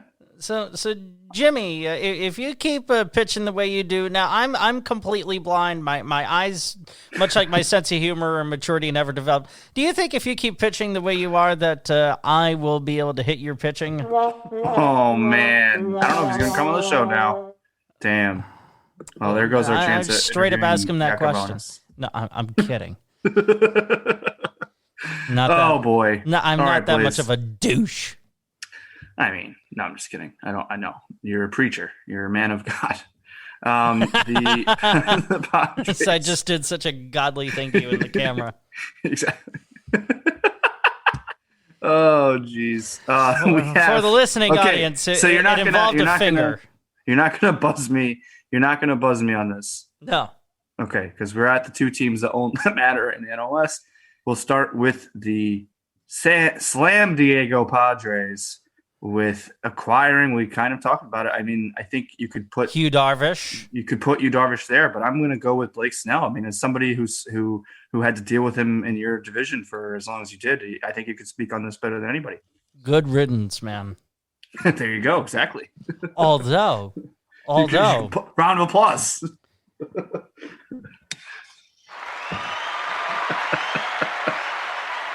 That's how Blaise feels. Although he did not pitch well against the Yankees. Like just in general? Yeah, just in general. So I personally didn't really fear him all that much. So he dominated more of the rest of the division. Yeah. I mean, that's he's still a top-line pitcher. It was a great move, yeah. Yeah. And then Hugh Darvish as well. Mm-hmm. Yep. So, I mean, this is a team clearly trying to do what they can to catch up with the team we're going to talk next. And we also, in more than a couple of words, talked about this man. I mean, you have to say it's also one of the top splashes, I guess, for lack of a better term, I shouldn't have said that, of the offseason. Trevor Bauer going to the Los Angeles Dodgers. I'm surprised I didn't get any blowback. Dang it, shouldn't have said that. Dang it. Oh, man, I'm really digging myself one here. He goes it's okay, to the can't Dodgers. be hard all the time. 3 years, a lot of money, Blaise. 3 years, $102 million. I think there's a lot of like intricate details to it, but that's kind of the basically main... he can opt out every year. Oh, it does have. Is it after the 3 years or even? No, I think he can opt out within like at any point in those 3 years. I think there's something like that in his. Talk about polarizing guys, man. Seriously, I can't stand him. I absolutely can't stand him. That rotation, though, is good. Ridiculous. It's good. You've got Walker Buehler. Yep, and unlike Ferris Bueller, Walker gets 4 days off. I'm glad. Thank you. Yes, and we needed that. I mean, talk about low hanging fruit. I mean, come on. But Bauer, Bueller. That's what Bauer said about his agent. Geez, come on. Come on. Don't. Okay. Trevor Bauer. That's it. I mean, come on. What else do I have to say about that, right? Oh, I actually have more that I could say. Okay. Well, if you're gonna be professional about it, then I will be professional about it. Okay, good. Go. The biggest overpayment of the MLB offseason. Yeah, I don't think he's that good. Like he's not this elite pitcher to me. Because I think it's you pitched in the NL Central. And the AL Central before that. But how good were the overall quality of those teams? I will allow that, but what I would rebuttal with is, regardless of who he's facing, I mean, he still faces all the other teams, first of all. Second, which I know that you know that. But second of all, his last two seasons, regardless of how you feel about 2019 and 2020, he's been pretty freaking good. So but if it's a what, no one. But if it's a what have Largely you done for speaking. me lately, if it's a have you done for me lately league, which we know it is, that's where these numbers come from. I 100% agree with you. When I just saw this, after all these little deals we've been talking about for the most part, I mean, the Springer's 6-year, 150. Arenado's pretty much getting paid right around that with the Cardinals. It's like 7 years, 160, I believe. It Yeah, breaks but it down to. Arenado, that's an equitable deal. George I agree Springer with was you. an overpayment. This Th- is a disgraceful overpayment. He should not be getting more average I annual can't believe it's not like value. 90. I was gonna say maybe like a $90 million deal, would kind of No, make a little bit more sense, but that had to be just because of how that had to baseball be is a going. 9-figure deal for him. You know Yeah. that. Yeah. No, yeah. Why is he getting paid more per year than Garrett Cole? See, this is That where I think infuriates there's a me. little, yeah, I think you're a little jealous. I'm not. No, it's not. You're It's a little this is not jealous. this is not an issue of jealousy Well, at you just want all. your boy to get paid more because he's your boy. Garrett Cole has a better body of work. If you have a I know. better body of I work, agree with you. I agree with you. he's I getting have paid to. more per year than Jacob deGrom, who is the best pitcher in the league. What another nice thing to say about Met fans. So there It's you go. true. You heard it here. You heard it It's out of his true. mouth. And because I have a Yankee, well, shout him out again, Brett, who would love to talk to us, by the way, because he's a big Yankee fan. He would love to talk to you. He does not believe that. He does not believe that Jake, and he's, a big Yankee fan, but he vehemently believes that it is Garrett Cole is the best pitcher in New York. So there you go. You fall on the other side It's of a that. 1-2. Yeah, that's fine. I would even say you could even say 1A, 1B if you want. I wouldn't be offended by that. Okay, probably that's a better assessment. Yeah. But you're not afraid to admit that. And I don't think that being said, and we'll move on from But if you look at the Mr. numbers, if you just look at if you just purely look at the numbers, DeGrom has the better numbers. Oh, it's not even, and that stat I just told you is like that's like a Greg Maddux stat who has so many of those wild things. The fact that if they had just scored 4 runs in 61 of his last 61 starts, he would have 58-3. Yeah. That's insane. That's like best of all time status in a way, geez. But that number did jump out at me though. You're correct. 3 years, 102 is just, and with all the intricacies that are involved as well. It's like, shout out to Rachel Luba, and you're not going to say anything else. So what a last name. Oh man, you just are relentless. You're relentless. That's why I love you.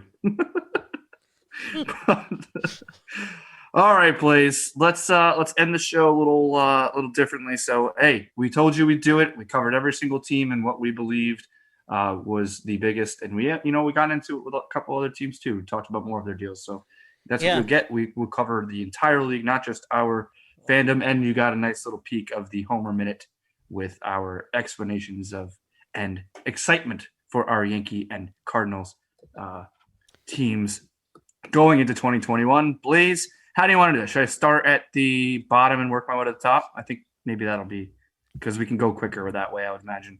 Yeah, so we're gonna do the you can explain it. The over under segment is sponsored by Jump Rope. Okay, that fell flat on its face. That was an under. I was waiting for more. I was so intrigued. I had it and then it just left me. Tripped. Oh. I tripped. You're the win. I'd be the tripping. The over under is either going to go up or it's going to go down, just like a jump rope. Right, or the seesaw manufacturer. Oh, there you go. It's you have to take the over or the under, and we're not talking about underwear. We're talking about under there. Okay, now let's just let's get into it. We'll start at the bottom, and now we're here. Geez, I'm lost in everything now. And songs are in my head. You bring out a different side of me, my friend. I enjoy it. We start in the basement. We'll start in the basement. This is via FanDuel Sportsbook, and this was actually released just 6 days ago. These are over under, so as recent as I could find. We'll start at the bottom. The Pirates 2021 win total at a lowly 58.5. I guess we'll just say what we believe over under and kind of move on. That's a lot of it's very few wins. What was it, 58.5? 58.5. I'm gonna go under. I'm actually gonna write these down. Make sure I have them written down Okay. Pirates 58.5. I will also go under. Okay, go under. Then we have the two teams as you mentioned who I think they're going to be a 110 loss team. yeah, and the other team that could be sniffing that as well would be the Yacobonis-less Baltimore Orioles. 2021 win total 63.5. 63.5. Wow. Yeah, I figure we'll just alternate who says it first. So you can go. Okay. Yeah, under. Same. I just think both those. I think the Cardinals have improved so much that I don't see them winning very many games against them, and I think that AL East is going to beat up on the Orioles. So I'm going to go under as well. Rockies. Wow. 65. No halves here. Just straight 65. Over under. I'm going to say, man, it's tough to, especially because you can see that offense just randomly having a big game randomly, being in Colorado. But yeah, but look at the pitching. They're situation. awful. Yeah, and then they have to deal with the Dodgers and Padres 36 times. God. Yeah, I'm going under, man. I think what we're gonna see this year is the top shelf of teams are going to overperform, and I think the bottom are going to very much underperform. There's very little mediocrity right now. Exactly. It's kind of one or the other. Yeah. So, I'm not gonna go under. I'm going way under. Ooh. This ain't gonna be a Rocky Mountain High, that's for sure. No Blue Mountains there. Well, Texas Rangers at a 67.5 total. Okay, that number shocks me. I'm going over on this one. Okay. Yeah, because they were fairly competitive for a while in that division last year. I mean, granted, it was 2020. You can't put a lot of stock in it, but I don't think they're going to be that bad. I don't mean to keep echoing you, but I'm going to hear, and for that reason, but also, I mean, I don't know, a new stadium bump. You kind of have to, you know what I mean? Yeah. Like, I think that in a way, and my dumb brain thinks that buys a couple more wins just playing in a nice, the excitement, the morale, I guess you could say. So yeah, I mean, and Chris, well. And having Chris Davis there is going to bring some good veteran leadership to a young team.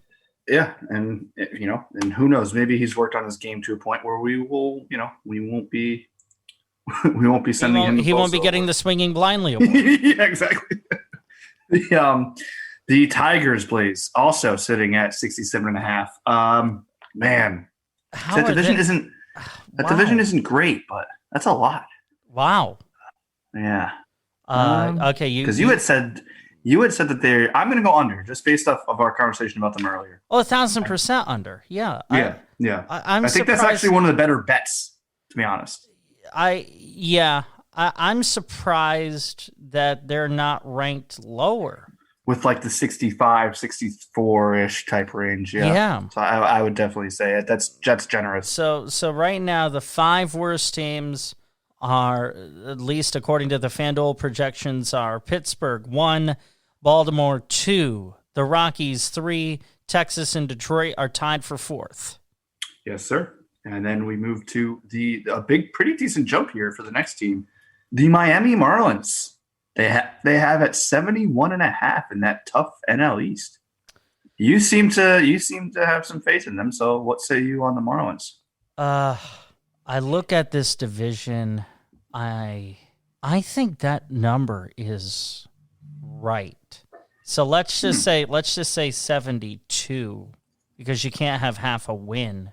You round that half up. I mean, you never round it down. I mean, the basic rules of basic math. Yep. Rounding. Once it's the 5. Yep. Shout out math. Shout out math. Yeah, I think that number is fair. I think that's right on. Well, what I'm going to do there is I'm going to add for the first one out of so far. I'm going to combat you on that, and I'm going to actually say they're going to have 71 wins on the dot. So there you go. Under for me. I think that's a tough division that they're going to get beat up on a lot. Their pitching is really going to have to, I mean, they can maybe squeeze some, I don't know. I don't see where their wins come in the division necessarily. And that hey, the NL in general has improved vastly. Yeah, they've got some scrap to them though. No, yeah, hey, your guy Don. I mean, he gets a lot out of his players, man. So wait, he's still down there. I thought pretty sure I saw him. Don Mattingly, yeah, Yeah. former Yankee. Yeah, he's your guy. I like Don Mattingly, absolutely. Yeah. I'm ashamed he never got a ring. But the Seattle Mariners 2021 win total sits at 71.5. We talked about 73. 73 on the dot. A straight up 73. Straight up 73. We talked about the shenanigans going on in Seattle, and I think it creeps into their season, and I'm going to take the under on that 73. I can see it being close, but I am also going to take the under because one of the storylines that we didn't talk about is how there was some discussion about Kyle Seager, their best player, and how they were potentially needing to look to, sell their house and move elsewhere. Jeez. So yeah, I would agree that it's gonna be it's not Safeco Field anymore. I'm always gonna call it Safeco Field. Yeah, I don't know if I'll be ever able to call it anything else either. I'm gonna say this is a Safeco bet that it's under. There you go. Yeah, I mean, I'm agreeing with you. As I said, so just a tick above them is the Kansas City Royals at 73.5. Yeah, what say you, Blaise? Okay, what say me on this? 73.5. I look at this division. All right, slightly under. Okay. I am actually going to also combat you on this one. I'm going to go slightly over. I think that they made a couple of good moves, and I can see, Matheny, his run with the Cardinals didn't end very, well, but I still think he's a serviceable coach. He's got a couple of his guys back there now, and we'll have to see what happens. I'm going to go a little slightly over. They have no pitching. That's the problem. Yeah, well, that's the part about having a catcher as a manager. Sometimes they can get more out of their pitchers with their knowledge of the game. I don't even think it's so much that. I just don't think they have pitching, period. Yeah, gonna have to. I mean, they bolster their offense, so they might have to score a decent amount to get these wins. But I'm gonna back them to be just over that, as you say, just under. Yeah, I had to think about that one. That was not an easy one. That's a close one. That's not one I would put any kind of money on for sure. Oh, definitely not. Yeah. So again, when we're not trying to influence you to spend money. I mean, obviously bet responsibly, gamble responsibly. We're not gambling. Yep. And you're right. And if you do have a gambling problem, call 1-800-GAMBLER. There you go. So yes, we're just having fun here, trying to guess some over-unders for these wins because we're getting into baseball season, folks. So next on the list is the Arizona Diamondbacks, sitting at 74.5. Okay, where are you going with this Desert Storm? Is Bumgarner still there? Do you know? I think he is. Yeah. Jeez, that's such nope. Just like we did with the acquisitions, I'll just say it. Under, move on. Under, move on. I agree. Okay, so next we have another team in that division, and I think I'm going to echo my thing, but I'll let you go first. The Giants, at literally 0.5 above that at 75. Under.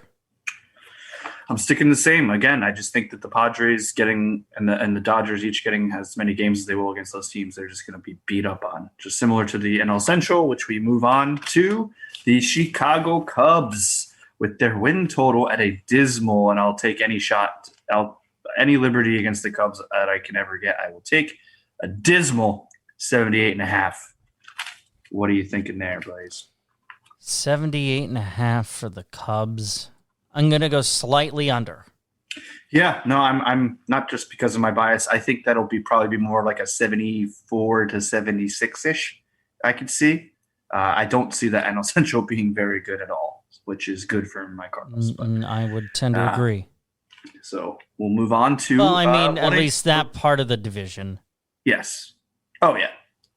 It's very clearly who the top two is in the NL Central, just Yes. like in the West. We'll move on to your rival, not so much in the last couple of years, but still in general, the Red Sox, just a tick above the Cubs there at 79.5. It's my turn to go first. I will. Man, they lost so many key pieces, and I just don't see them being. There's three good to great teams in that division. I'm going to go under. I think the Red Sox get beat up on pretty good in the AL East this year, so I'm going to go on the under. Still a lot of uncertainty in a lot of areas, so I'll take maybe just slightly, maybe 75, 76-ish range as well. But I'll take the under 79.5 there. I would be surprised if the Red Sox won more than 70 games. There you go. I think they are that bad. Now that's a team, no pitching. Yep. I mean, look. I mean, they were awful last year. In 2019. Look, having Alex Cora back. Yeah, that's kind of where I'm saying they might be able to get a couple more like morale wins, as it were, but it's not going to be enough for me to get over that. That's a high number, 79.5. I mean, that they're sniffing 500, and I don't think that's happening. I mean, with what he did, only the freaking classless Red Sox would bring him back. I'm sorry. No, don't be sorry. I did have my little slip up again. I didn't mean to call them what I called them earlier, so maybe you could bleep that out. But I don't remember what you called them. I'm not going to say it again because I didn't mean to. It's the bad word that people are calling nobody should call them that. The Houston Asterisk. Oh man, I didn't mean to say it again. Nobody should call them that though. Please. I thought it was great.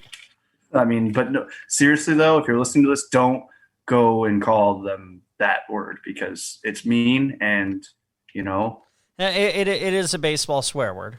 Not an actual swear word, but it's a baseball swear word for sure. But like, it's a don't go call them that all the time. Seriously, don't do it. You know what I mean? All right, man. You've hit the point. It's in the garbage can. Okay. Yes, we're here. We're back, baby. We're back. Me and you are so back. It's not even funny. Oh yeah, we're back and better than ever. Not to plagiarize Goalie and Greeny. Yeah, shout out Greeny. Philadelphia Phillies. We'll move on. We're getting to the middle. Yeah. We had the Phillies actually 3 in a row at the same number. So we'll kind of let's three. do that. Yeah, we'll do. It's the Phillies, the Indians, and the Cincinnati Reds, all sitting at 81.5, right on the cusp of 500. So okay. I mean, why don't you just do your 3 and then I'll follow with mine. Okay, Phillies is over. Indians are over. Reds are under. Okay. I disagree with you on one of those. I have the Phillies over. I definitely see that as above 500 team. I have the Indians under that total. I can see them. I can see them being close, but no cigar type of deal. And then the Reds, I will agree with you on under. Like I said, similarly to the top heavy divisions, they were going to get beat on. That's a small ballpark that Arenado is going to love. So there you go. The Milwaukee Brewers, rounding out, it's the last, second to last NL Central team to be named, sit at 82 even. Blaise, what do you think? Or I'll go first. I'm gonna go over. I think that's actually kind of an easier one as well. I definitely see the Brewers being above 500, so I would actually possibly even sprinkle a little bit of money on that myself. This seems like a severe underestimation to me. Yeah, right. Given their talent, given what they have, I could see the Brewers even being a 90-win team. That's definitely for better or worse. In this case, better for betters. See what I did there? Yeah. Would be it's thank you. They're taking into consideration the off year of Yelich in 2020. That's for sure. But that's it's just ridiculous. No, I agree. But if you can get that number anywhere, if it's anywhere close to that, I hammer that over. Oh, And that's 1,000%. coming from a Cardinal fan. So you could take that to the bank, basically. Next on the list is sitting. So that was 15. So we're up to above the halfway point. We have the Angels at 83.5. What are you thinking on? Yeah. Under. I think until they prove otherwise, I'm going to have to say the same thing. If they come out and they're awesome this year, I will take that on the chin and have to reassess next year. But I think until they prove anything, they have to go under there. Next, we have They're not just under; they're under 500 to me. Ooh, that's a bold prediction. I'm gonna write that down. Under 500, please. Okay. We have next the Washington Nationals Baseball Club at 84, a flat 84 in the tough NL East. Man, I'm gonna go. That's a tough number. I could see them actually finishing with 84 wins. I mean, you can say it's a fair number, like I did with the Marlins. Yeah, and this one's actually flat. I'm gonna say push. I'm gonna say straight up they're gonna win 84 games. I will agree with you 1,000% on this. Yeah, I mean just straight up even. I wouldn't put any money on it because I think they had nailed that right on the head. It's gonna be within a couple either way. So yeah, for sure. Next, we head back to the AL East. Actually, we have 3 straight again with the same total. It's a flat number. We have the Blue Jays, the Rays, and the St. Louis Cardinals coming in at 86 total wins. Okay. I'll run it through first since you did last time. I'll go Toronto, Tampa, and St. Louis. Man. Toronto, I'm going to say over that 86. Tampa, I'm going to say under. And, I mean, come on. St. Louis, they're winning 90 games this year. So, over that. I 1,000% agree with you. On all fronts? Yep. Okay. You agree that the Cardinals are winning 80? Or 90, I mean? I think they should be able to. Oh, I love you. Okay. I mean, so with that we're division. In the top 10. We are in the top 10. Well, that was Cardinals were technically number 10, so now we're on 9 through 1. The Oakland Athletics at 86.5. Over, way over. Woo! They're winning the division. Oh, okay. All right. Over.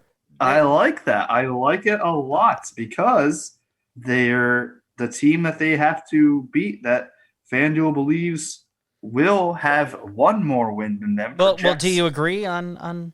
Oh, yeah. No, yeah. Sorry. I didn't say yes. No, I agree with I think they win the division and they're going to be over. I think I think people are sleeping on the Athletics, and I think they have been for a couple of years now.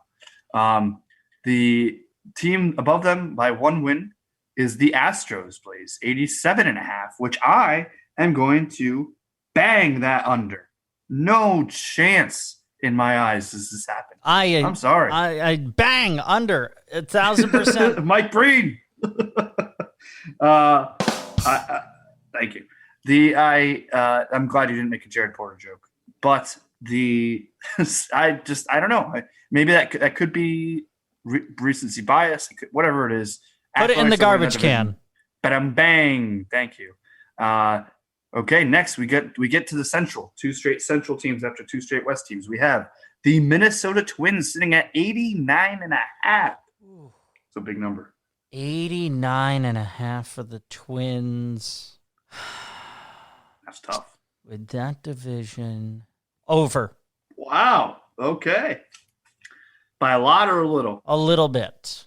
Okay, well, I'm going to go do little on the other side and say under 89.5 for them Twins because the next team, I believe, goes over the White Sox win total of 90.5. I am on this bandwagon. There's some question marks. It's going to be one of the more polarizing. I've used that word a lot, but I'm going to use it again. It's going to be one of the more headline-inducing teams of the season. I'm going to go over 90.5 wins for the Chicago White Sox, and they will win that division. I'm going to go under on this because I think La Russa is a step back as manager. That's fair. And one of the bigger question marks, as you alluded to, of the offseason was that entire saga. So we'll see how that plays out. All right, Blaise, we've reached the top. The game has changed so much. Rick from Renteria when did such a good job, man. Yeah, and the game So has changed. weird. Yeah, the game has changed so much Since since LaRusso was he was winning with last small managing. ball. Right. Yep. I mean, maybe honestly though, maybe the pitching rules could possibly. I don't know. LaRusso's a mad genius, some may say so. Other maybe just would say he's mad. But we are in the top 5, Blaise, as we round out this excellent first episode back with you. We know it went a little long, but that's just we're bringing it back. It's an extra special episode for the people. We go to the top 5 of these win totals, starting with 2 straight NL East foes in the top 5. Starting with the Mets at a solid 91. Blaise, tell me what you think about the Mets in that number. 91. A big number. For that team. Big number. I can't go over on this. I'm going slightly under. Okay. I will say something nice about the Mets and go over, baby. The Mets are winning that division, and they're winning 93 games, Blaise. I don't agree. We have to find when we don't agree and exploit it. That's what the people say. Because the team that I believe you are about to mention is, and get this, by only 0.5 more, the Atlanta Braves, 91.5. Over. I'm also saying over. So, riddle me this. What a top of the division. What a race that's going to be. And I very much look forward to seeing it because I do see both of those going over. Nice reference to your fantasy football team name, by the way. Oh, what did I say? Oh. Riddle me this. Yeah, because Ridley me this. Oh, Ridley me this. Yes, because of Mr. Calvin Ridley, who was a very important piece of my team. Yes, he was. I hope you appreciate the play on words. I do very much. Thank you. And how I was hotly trying to pursue him. Yes, I held on. I was. Next year is going to be awesome. Throwing the book at you for that. Next year, I mean, again, a little quick tangent. Next year, we're probably going to do my first ever 14-team league, and I'm very excited for it. So we'll see when the time comes when we start talking about that. Boy. I know it's going to be intense. 14. But I know, first time I've ever done it. I'm very excited. If it indeed happens. Oh man. Yeah. We'll see, friend. And hey, who knows? Maybe we make it a keeper. Maybe we don't. We'll see. Everything will be voted on democratively, as if that's a word. Democratically. Democratively. It's like provocatively and Democrat, which actually kind of goes together for all political parties. Democratively. At least I got Benintendi right. Yeah. All right, Blaise, we're at the top 3. I'm sure by the process of elimination, you are aware of the 3 teams we're about to discuss. But number 3, our NL West, San Diego Padres. Their total set by FanDuel at 94.5. You go first. I want to go first on the next one. I forgot what we're in. Okay, this would be a huge jump. I don't think they have improved a lot. I don't think they have improved to where they're going to win 95 games. So I'm going under. Yeah, I think. Yeah, I'm going under as well, but very slightly. It's similar to my reasoning for all the other NL West teams, all the other NL Central teams, etc. That they still do have to play the Dodgers a lot.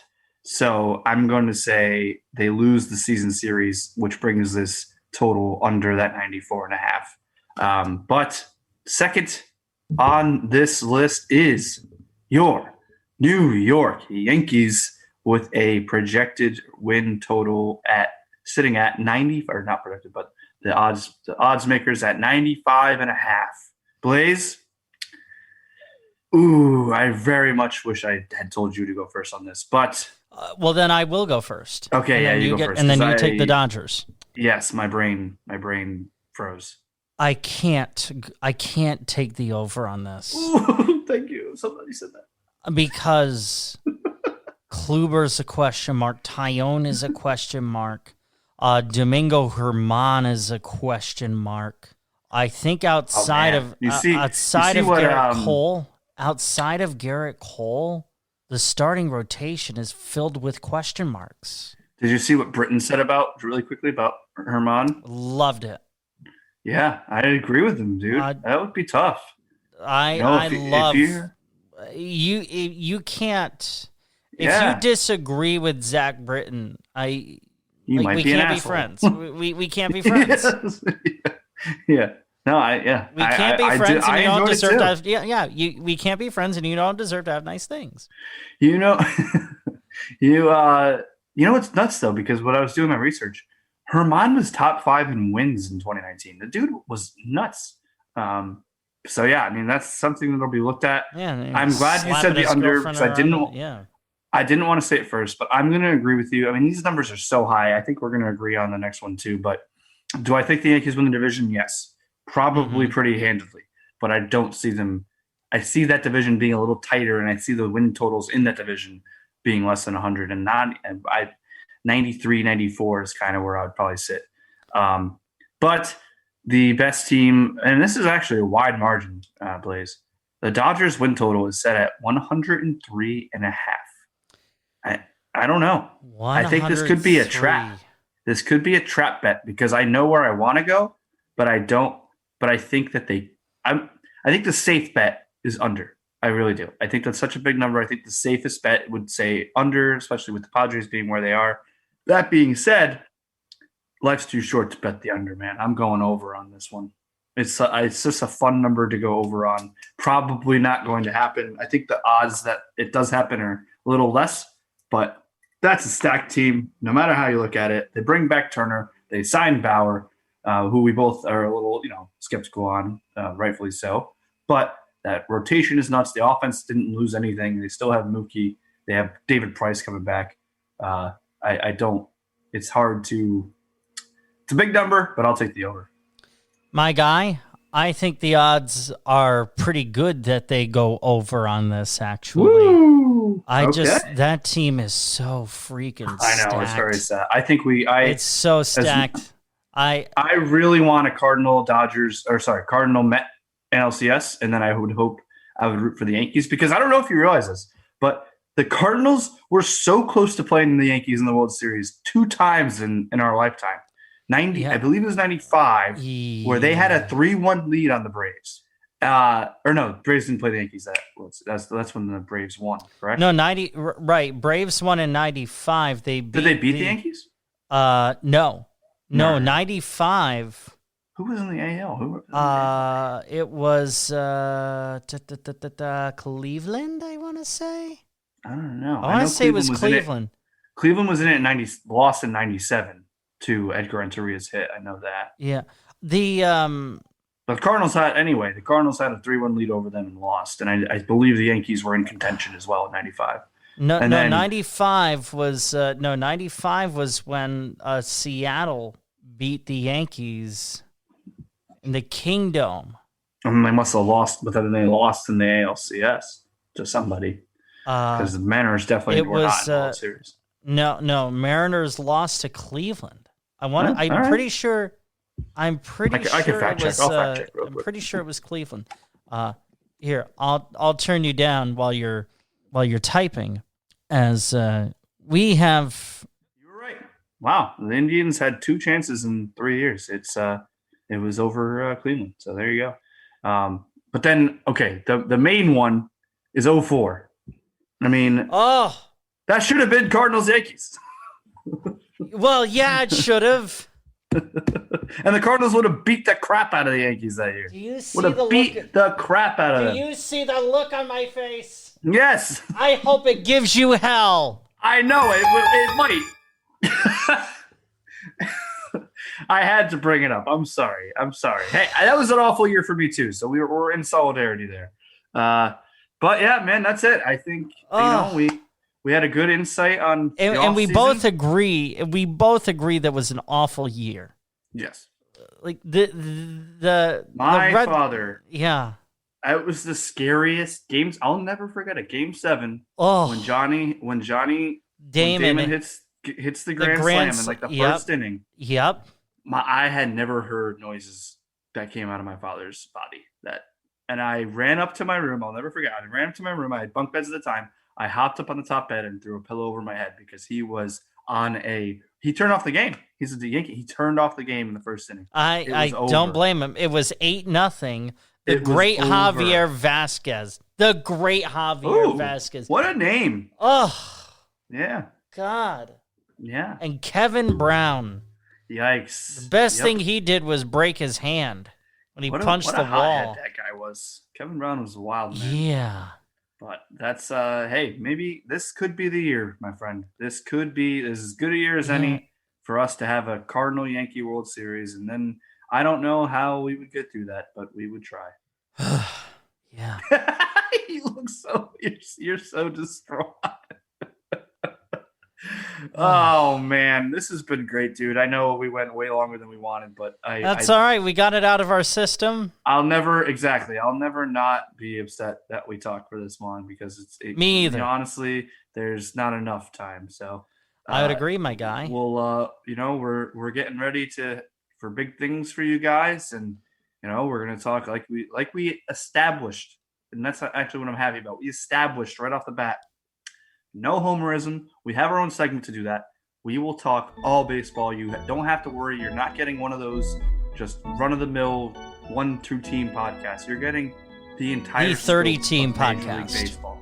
Yes, you're getting the entire scope. You put it under your scope, and you're seeing everything. You're gonna hear everything, and we're gonna bring it to you because we've established as well. That's what we do. Passionate baseball people, and we swing blindly no matter the circumstances, my friend. Right, and if you miss, who cares? The game still plays on.